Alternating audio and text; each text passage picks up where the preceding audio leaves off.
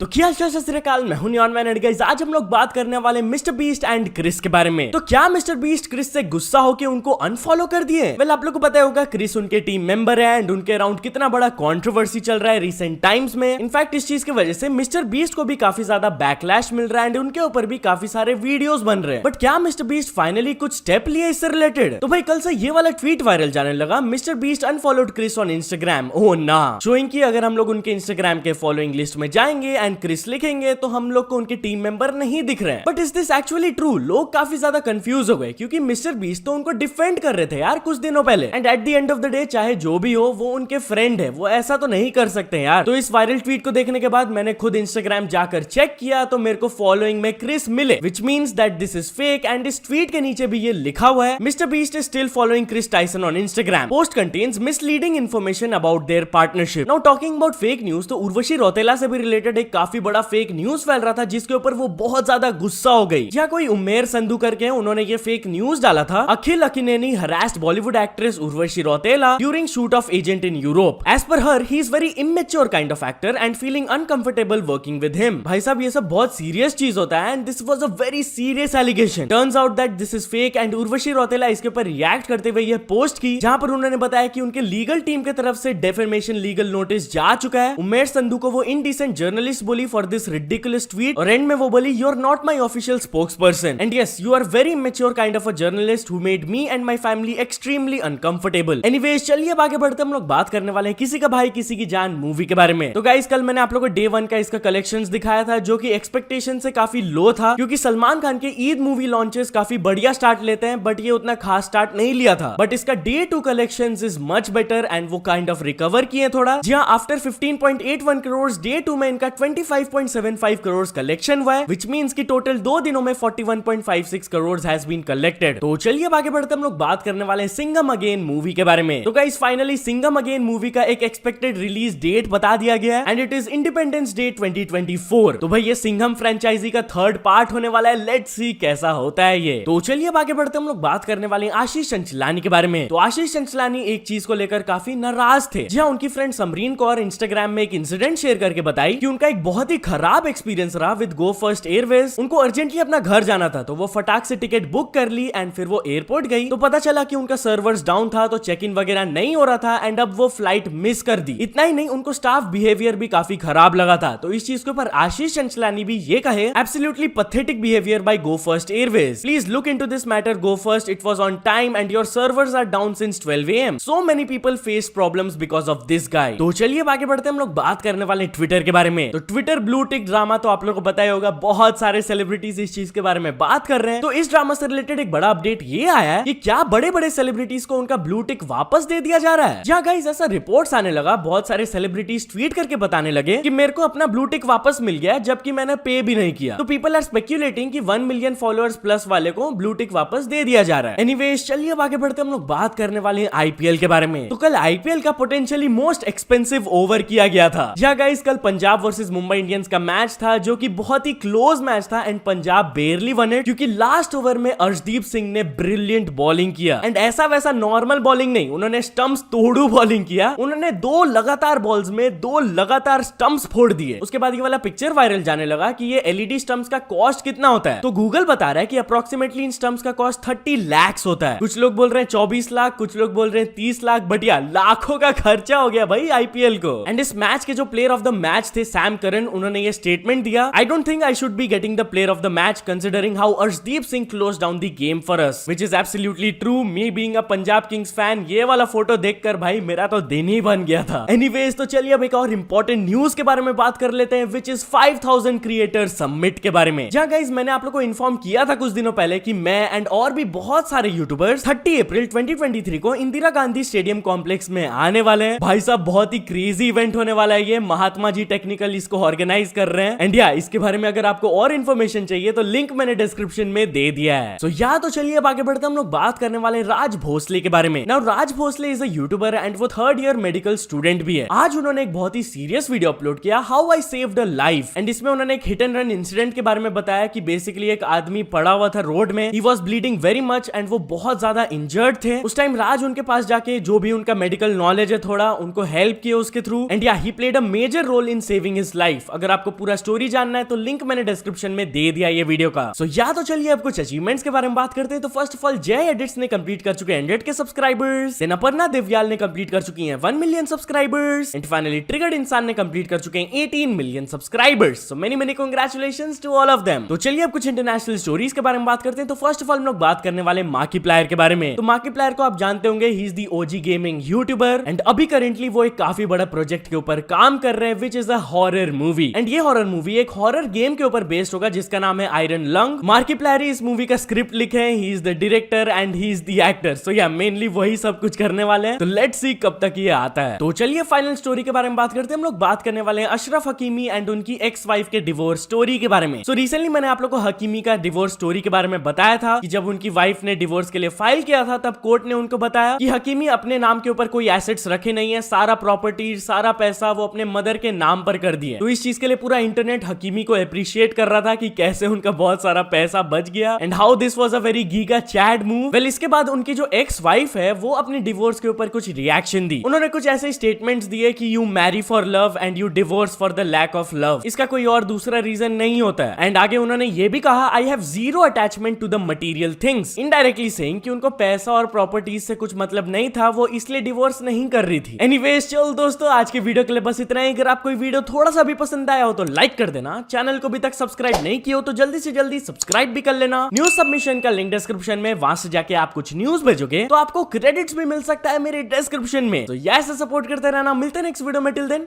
Bye bye.